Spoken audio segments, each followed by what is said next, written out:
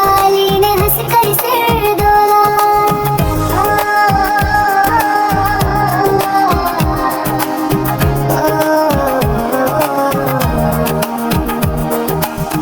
आयशा बोली प्यारी सी बात, रमज़ान देता सबको साथ।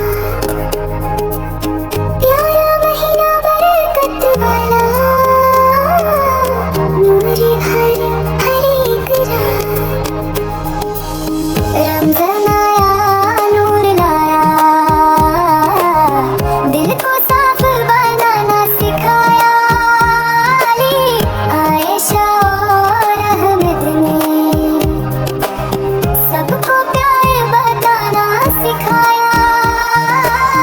रमज़ान आया रहमत और बरकत लाया।